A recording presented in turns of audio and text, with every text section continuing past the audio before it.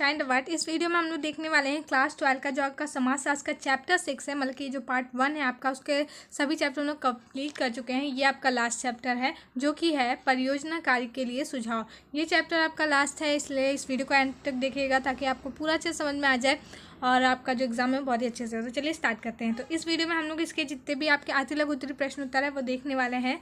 तो यहाँ पे थोड़ा सा ब्लर है, लेकिन हम लोग बोल बोल के करेंगे तो आप लोग अच्छे से समझ जाएंगे। तो यहाँ पे जो हम लोग का फर्स्ट क्वेश्चन है वो है, शोध कार्य के दौरान शोधकर्ता के समक्ष चयन संबंधित किस प्रकार के अधिकार होते हैं। तो जो शोध कार्य के दौरान शोधकर्ता होता है वो शोध संबंधित पद्धति के लिए चयन करने के लिए स्वतंत्र होता है, मतलब कि उसे कोई भी वहाँ पे बाधा नहीं रहती कि आप ये करिए या आप ये नहीं करिए। वो एकदम स्वतंत्र होकर अपना शोध कार्य कर सकता है, परंतु यह चुनाव सीमित होता है। ओके, सेकंड क्वेश्चन है हमारा, सर्वेक्षण प्रणाली क्या है। ये बहुत इंपॉर्टेंट है सर्वेक्षण प्रणाली, तो इसे अच्छे से देखिएगा। तो सर्वेक्षण प्रणाली के अंतर्गत निर्धारित प्रश्नों को अपेक्षाकृत बड़ी संख्या में लोगों से पूछा जाता है। तो क्या होता है, जो सर्वेक्षण प्रणाली होती है इसके अंतर्गत क्या होता है, जो प्रश्न होते हैं वो अपेक्षाकृत बड़ी संख्या में पूछे जाते हैं। आगे बढ़ते हैं। उसके बाद क्वेश्चन है हमारा, सर्वेक्षण प्रणाली के मुख्य आधार का उल्लेख कीजिए। जो सर्वेक्षण प्रणाली होती है इसके मुख्य आधार कौन कौन से हैं। तो सर्वेक्षण प्रणाली के माध्यम से सामाजिक जीवन के विषय में जानकारी प्राप्त करके उसे अधिक सार्थक बनाया जाता है। तो इसके अंतर्गत क्या होता है कि जो सामाजिक जीवन है उसके अंतर्गत उसके बारे में हम लोग को बहुत सारी जानकारी प्राप्त होती है, जिससे कि जो हमारा जीवन है उसे और अधिक समृद्ध और सार्थक बनाया जा सके। सर्वेक्षण प्रणाली में सामग्री का संकलन वैज्ञानिक पद्धति द्वारा किया जाता है। इसका एक सीमित एवं निश्चित भौगोलिक क्षेत्र होता है। आगे देखते हैं। उसके बाद क्वेश्चन है हमारा, सर्वेक्षण प्रणाली की सबसे बड़ी कमजोरी क्या है। तो जो सर्वेक्षण प्रणाली की सबसे बड़ी कमजोरी है वो ये है कि ये पूर्व निर्धारित प्रश्न पूछे जाते हैं। इसमें क्या होता है, जो पूर्व पहले से ही सोच लिए जाते हैं कि हमें ये प्रश्न पूछना है, तो वही प्रश्न पूछे जाते हैं। आगे देखते हैं नेक्स्ट क्वेश्चन हमारा। उसके बाद जो क्वेश्चन है वो है, सामाजिक सर्वेक्षण किसे कहते हैं। अथवा हम लोग क्वेश्चन को ऐसे भी पढ़ सकते हैं, सामाजिक सर्वेक्षण से आप क्या समझते हैं। तो जो सामाजिक सर्वेक्षण होता है वो क्या होता है, तो सामाजिक सर्वेक्षण वैज्ञानिक अध्ययन की एक प्रमुख समाजशास्त्रीय विधि है जिसके द्वारा सामाजिक जीवन, सामाजिक संबंधों अथवा सामाजिक दशाओं का सावधानीपूर्वक जांच की जाती है।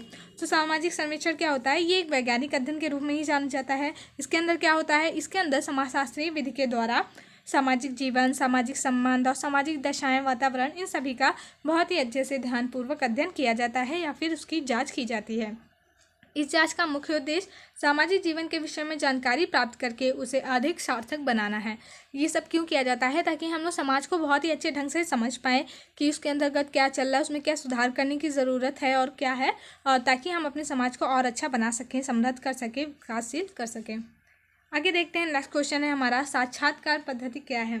ये भी बहुत इंपॉर्टेंट क्वेश्चन है, ये आपका पूछा जा चुका है प्रीवियस ईयर में। साक्षात्कार मतलब कि जो आप इंग्लिश में इंटरव्यू कहते हैं वही होता है। तो चलिए देख लेते हैं। तो साक्षात्कार पद्धति के अंतर्गत कार्यकर्ता तथा सूचना प्रदाता के बीच आमने सामने संपर्क स्थापित करके कुछ ऐसे रहस्यों का पता लगाया जाता है जिसे सूचना प्रदाता के अतिरिक्त और कोई नहीं जानता। इस पद्धति में वास्तविक प्रश्न वार्तालाप के दौरान उभर कर सामने आते हैं। मतलब कि जैसे कि आप लोगों ने इंटरव्यू वगैरह देखा होगा, उसमें क्या होते हैं, दो लोग आमने सामने बैठते हैं और एक क्वेश्चन करता है, दूसरा उसका आंसर देता है। तो यही होता है हमारा साक्षात्कार। ठीक है, इसके अंतर्गत जो है जो कार्यकर्ता होता है और जो सूचना प्रदाता होते हैं वो उनके बीच में है जो होते हैं, आमने सामने बैठकर कुछ बातें होती हैं, कुछ रहस्यों का इसमें बताया गया, लेकिन वही क्वेश्चन पूछते हैं और वो उसका आंसर देते हैं। और इस पद्धति से वास्तविक प्रश्न जो होते हैं मतलब कि मौखिक रूप से पूछे जाते हैं और जो भी प्रश्न वगैरह होते हैं वो उभर कर सामने आते हैं। आगे देखते हैं। उसके बाद जो क्वेश्चन हमारा वो है, प्रेक्षण में शोध परिणाम कैसे ज्ञात होता है। जो प्रेक्षण होता है इसमें शोध परिणाम कैसे ज्ञात होता है। तो प्रेक्षण शोध पद्धति में शोधकर्ता अपने शोध कार्य हेतु निर्धारित परिस्थितियों या संदर्भों पर बारीकी से नज़र रखते हुए शोध परिणाम ज्ञात करते हैं। उसके बाद नेक्स्ट क्वेश्चन है, छोटी शोध परियोजना हेतु कुछ समाजशास्त्रीय मुद्दों का उल्लेख कीजिए। जो छोटी शोध परियोजना होती है इसमें समाजशास्त्रीय मुद्दे क्या थे। तो जो छोटी शोध परियोजना के लिए सामान्यतः उपयुक्त प्रणाली होनी चाहिए। इसमें प्रणालियों का सम्मिश्रण भी किया जा सकता है। इस परियोजना में विभिन्न समाजशास्त्रीय मुद्दे जैसे सार्वजनिक परिवहन, संचार माध्यम, घरेलू उपकरण, सार्वजनिक स्थान, विभिन्न आयु वर्गों की बदलती हुई आकांक्षाएं आदि का सामाजिक जीवन में महत्व को शामिल किया जाता है। तो ये सारे कुछ टॉपिक होते हैं जो कि छोटी शोध परियोजना के अंतर्गत देखे जाते हैं। जो हमारा क्वेश्चन है वो है छोटी शोध प्रणाली में किस प्रकार की प्रणाली का उपयोग होता है।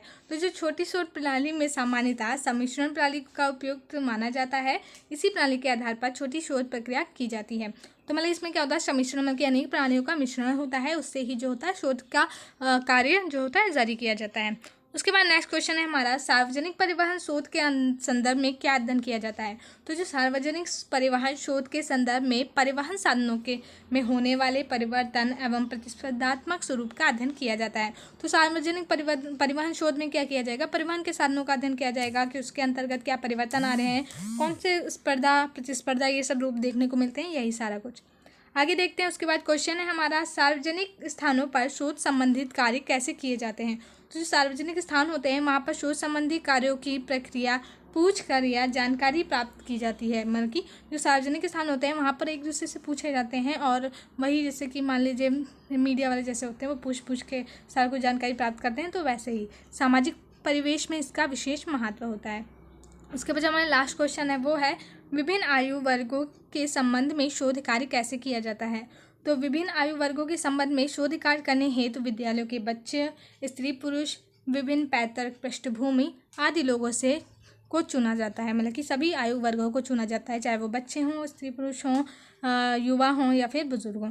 तो उन सभी से कुछ ना कुछ प्रश्न पूछे जाते हैं ताकि हम अपने समाज को और अधिक समृद्ध बना सकें और अधिक विकसित कर सकें।